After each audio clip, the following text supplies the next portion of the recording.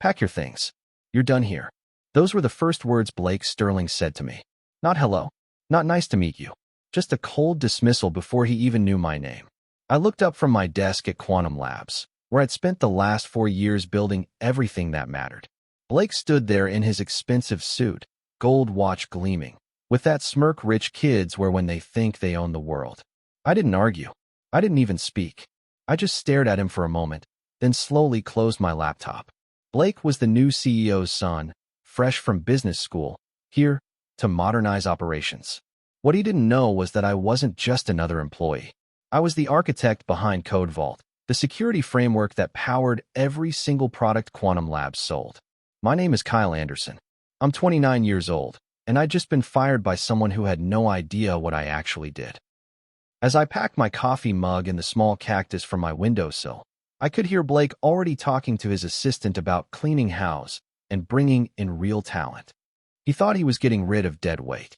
What he'd actually done was cut the heart out of his father's company, and he was about to find out exactly how expensive that mistake would be. 3 hours after Blake fired me, I sat in my apartment reviewing the contracts I'd signed when I first joined Quantum Labs. Back then, the company was smaller, more flexible. They'd agreed to something most tech companies never allow. I could develop certain projects independently and license them back to the company. It seemed like a small detail at the time, but that small detail meant I owned 6 critical patents covering the compression algorithms, adaptive security protocols, and authentication systems that made Code Vault work. Every time someone logged into a Quantum Labs product, they were using my technology. The licensing agreement was crystal clear. I granted Quantum Labs permission to use my patents in exchange for my salary and a percentage of profits from products using my code. But here's the part Blake's business degree probably didn't cover. If I got fired without cause, the license terminated immediately.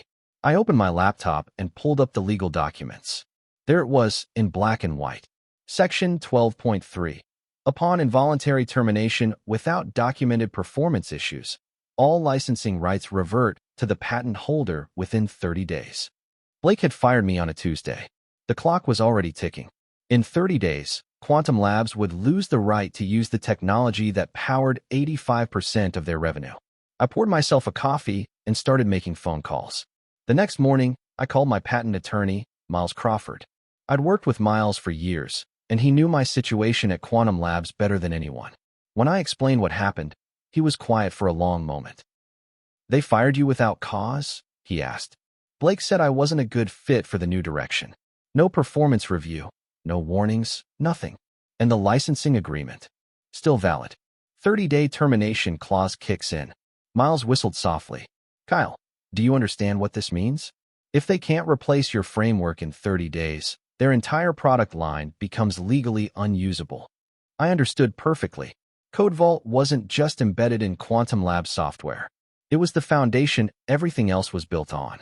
Without it, their flagship products would revert to basic, unencrypted systems that no enterprise client would trust. What's our next move? I asked. We send them a formal notice.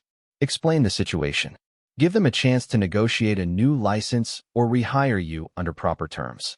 And if they refuse, then we wait 29 days and watch them realize they need to rebuild their entire infrastructure in 24 hours.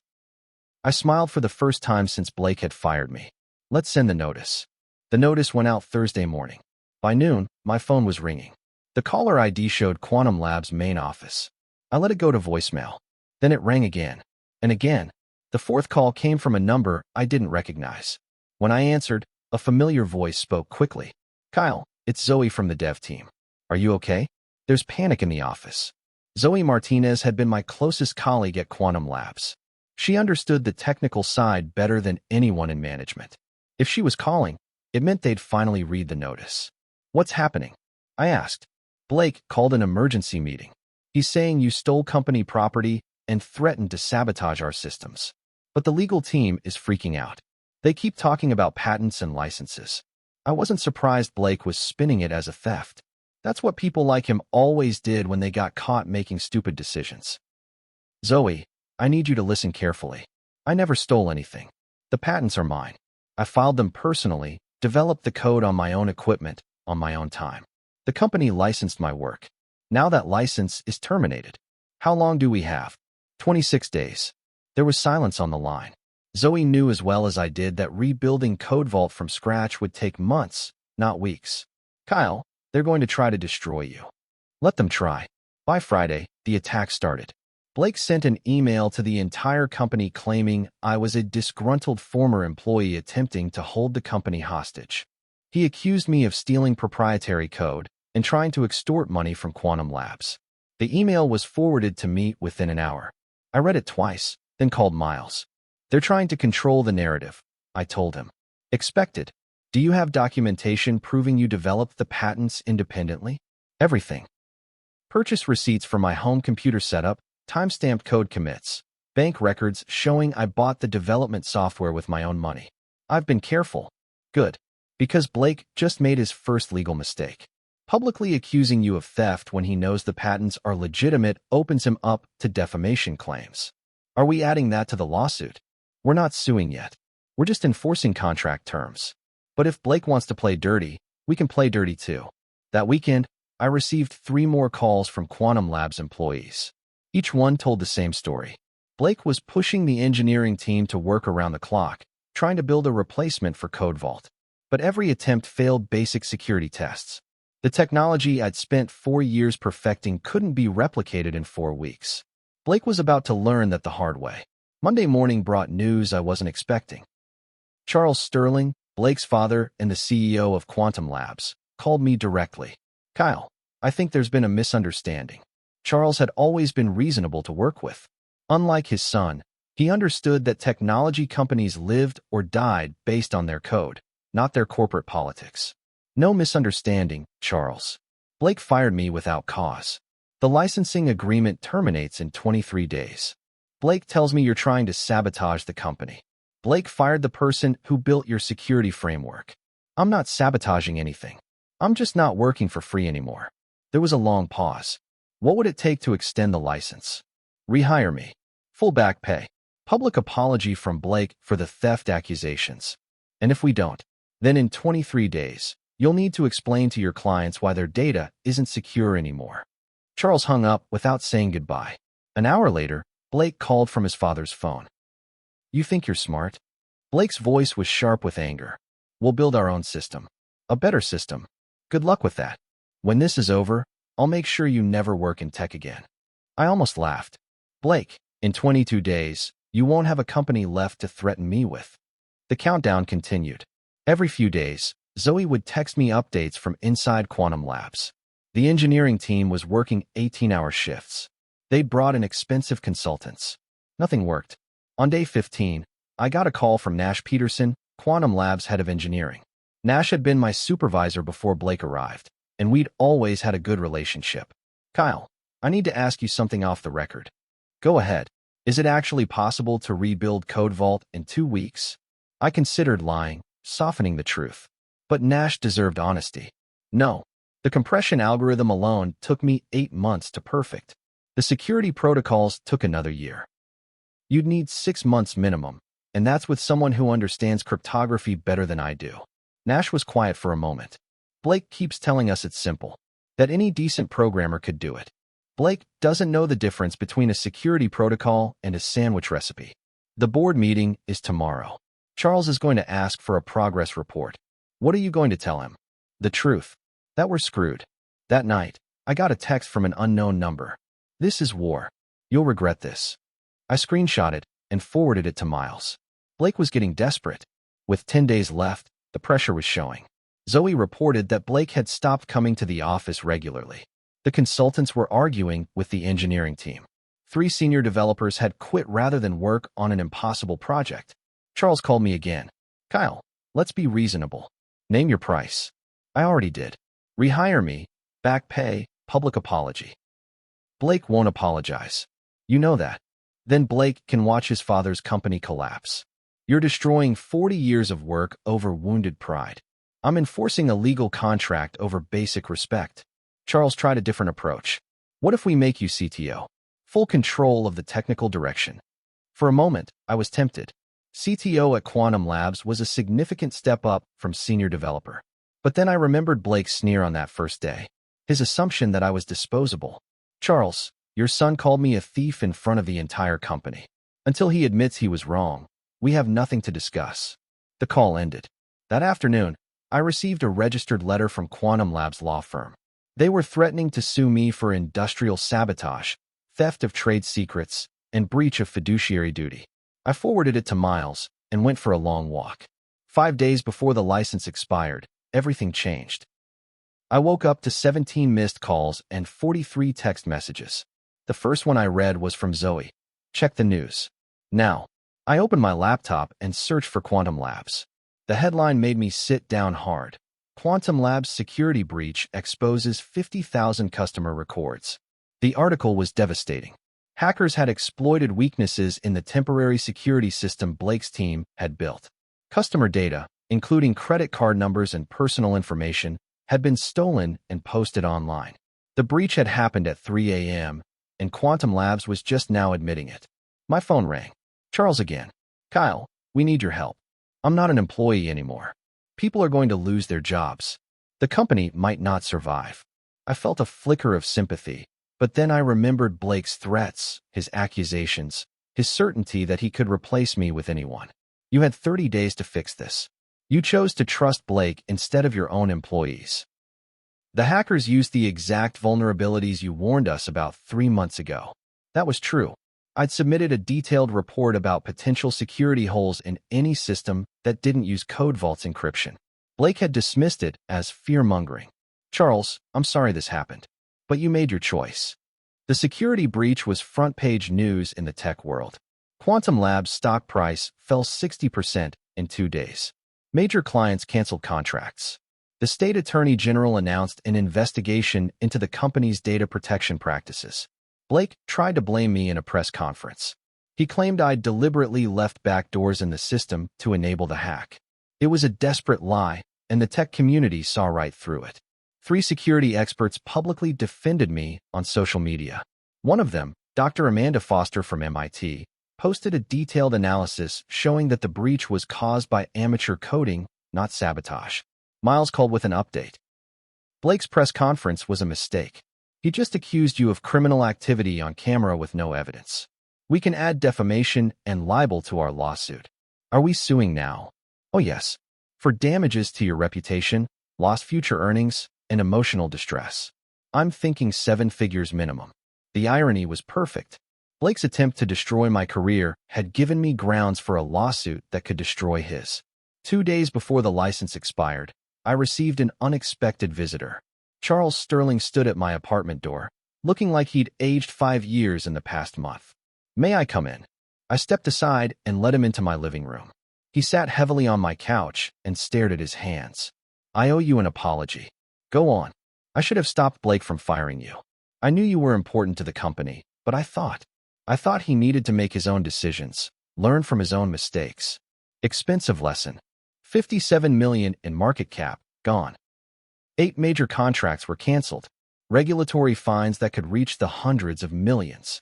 Charles looked up at me. "The board is meeting tomorrow. They're going to fire Blake and ask me to step down." "I'm sorry to hear that." "No, you're not. And I don't blame you."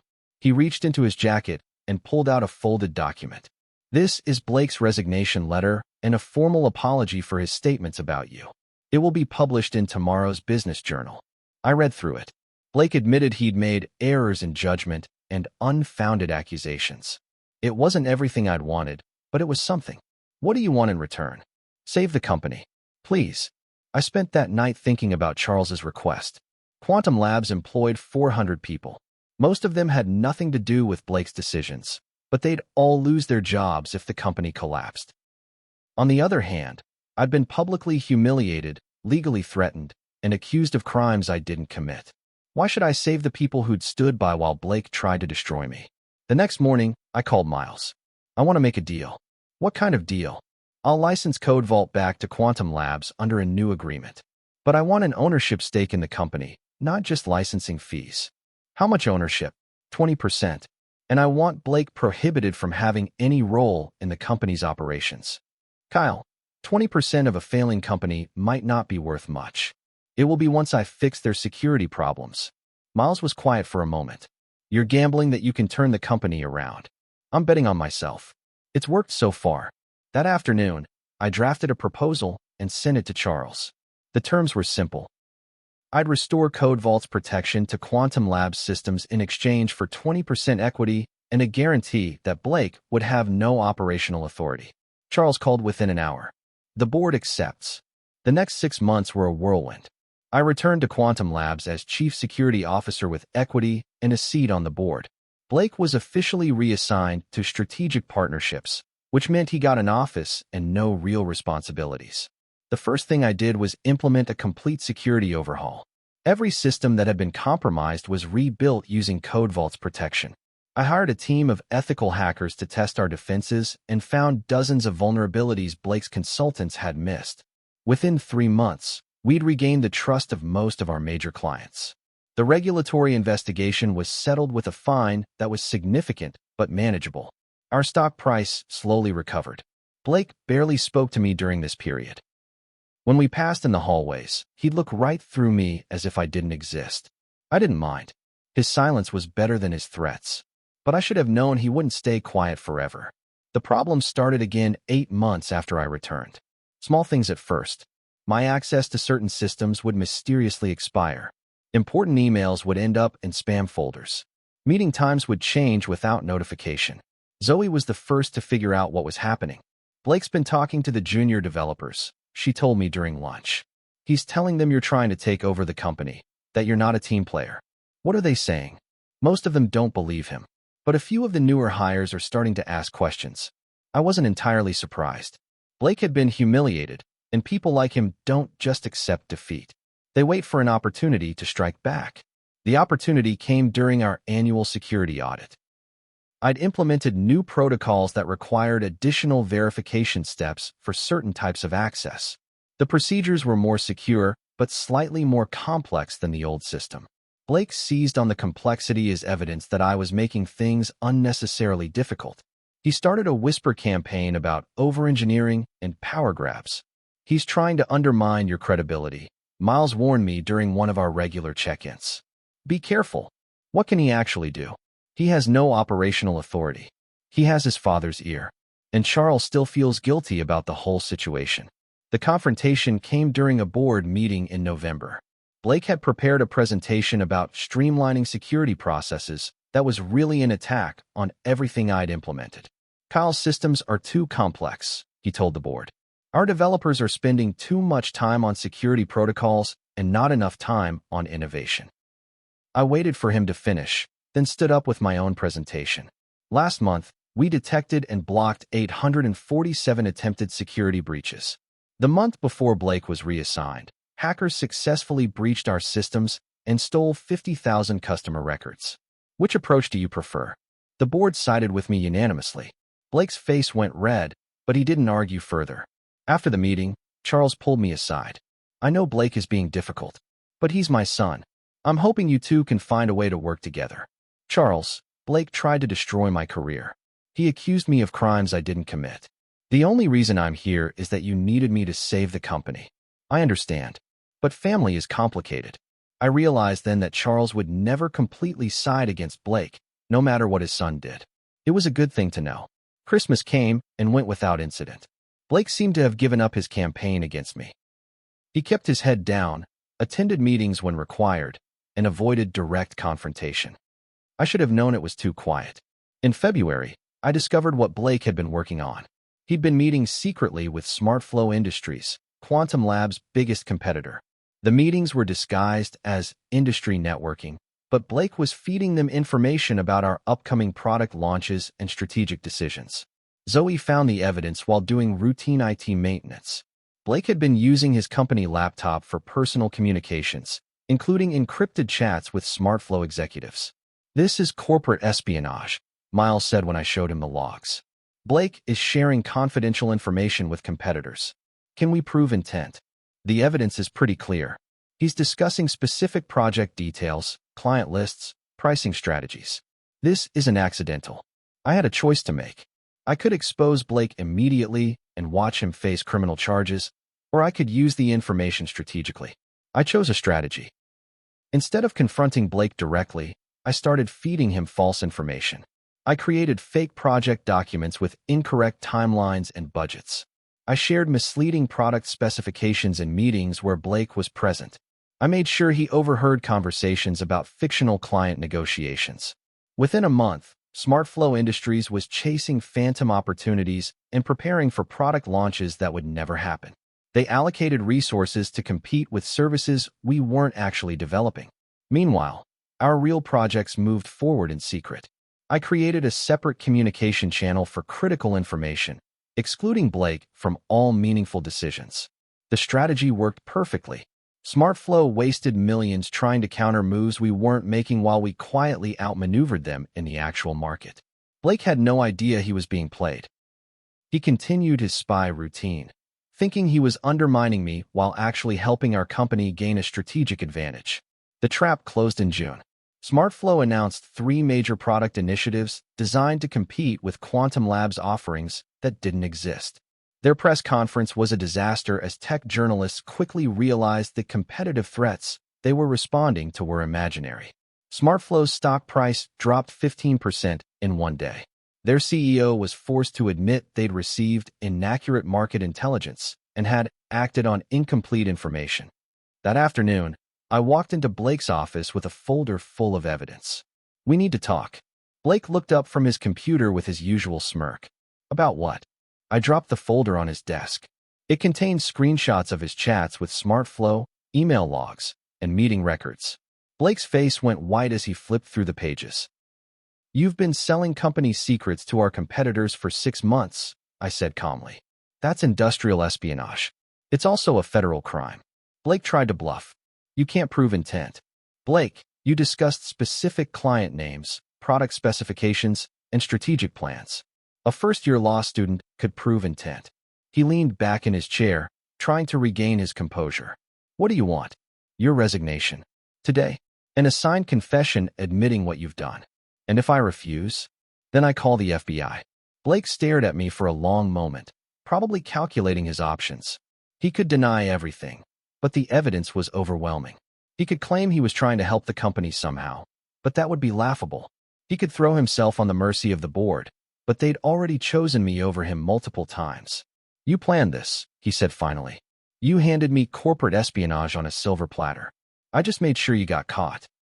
My father will never forgive you. Your father will thank me for keeping his son out of federal prison." Blake opened his laptop and started typing. 20 minutes later, he handed me a resignation letter admitting he'd shared confidential information inappropriately and acknowledging his breach of fiduciary duty. "There," he said. "Happy now?" "Getting there." Blake cleaned out his office that afternoon. I watched from my window as he loaded boxes into his car. He looked up once and saw me watching. For just a moment, his mask slipped, and I saw genuine defeat in his eyes. Then he drove away, and I never saw him again. Charles called me into his office the next morning. Blake's resignation letter was sitting on his desk between us. He told me what happened, and he says you set him up, tricked him into sharing false information. I chose my words carefully. Blake was sharing our real strategic information with competitors. I gave him false information to protect the company. Which part bothers you more? Charles was quiet for a long time. When he finally spoke, his voice was tired. I failed as a father. Blake never learned that actions have consequences. He thought his name would protect him from everything. It protected him from prison. I know, and I'm grateful for that. Charles looked up at me. The board voted this morning. They want you to be our new Chief Technology Officer. CTO, the position I'd dreamed about for years, offered under circumstances I'd never imagined. What about Blake? Blake is going to take some time away from the business world. Maybe learn what it's like to work for people who don't share his last name. I accepted the promotion. 2 years later, Quantum Labs was stronger than it had ever been. Our security products dominated the market. We'd acquired 3 smaller companies and launched 2 revolutionary new platforms. The stock price had tripled since Blake's resignation. I owned 20% of a company worth 10 times what it had been when Blake fired me. The tech press called it the greatest comeback story in Silicon Valley history. They wrote articles about the developer who owned his own code and the patent power play that saved a company. But the real story was simpler than that. It was about what happens when someone underestimates you, tries to take credit for your work, and assumes you'll just disappear quietly. Blake had thought he could erase me from the company I'd helped build. Instead, he'd erased himself. I still work at Quantum Labs, though the company looks nothing like it did when Blake fired me. We've expanded into new markets, hired brilliant people, and built products that actually change how businesses handle security.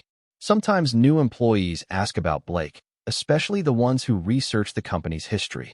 I tell them the truth. He was the CEO's son who thought he could run a technology company without understanding technology.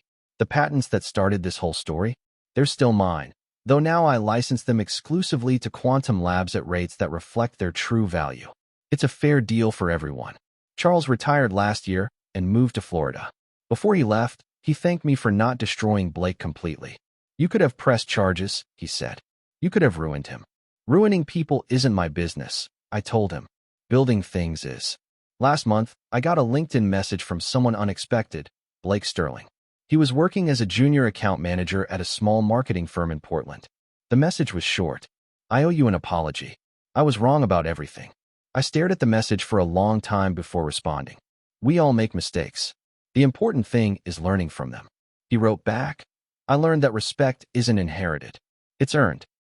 It was the first intelligent thing I'd ever heard Blake say. People sometimes ask me if I regret how everything played out. They wonder if I should have been more forgiving, more willing to compromise, more focused on moving forward instead of fighting back. The answer is no. When someone shows you who they are, believe them. Blake showed me he was willing to steal credit, destroy reputations, and break laws to get what he wanted. Giving him more chances wouldn't have changed who he was. The tech industry is full of people like Blake, privileged, arrogant, convinced that connections matter more than competence. They thrive when talented people stay quiet and accept mistreatment. But talent has power if you know how to use it. Today, Quantum Labs employs over 800 people. We're expanding into AI security and quantum encryption.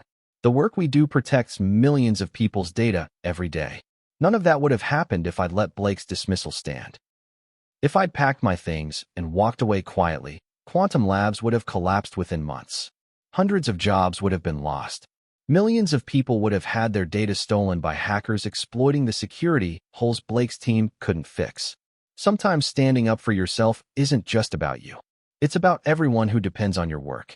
I learned something important from all this. Your work is your power. When you create something valuable, something that can't be easily replaced, you have leverage. Use it wisely, but don't be afraid to use it. Blake thought he was firing just another employee. What he actually did was declare war on someone who held the keys to his father's kingdom. And in that war, the person who owns the code always wins.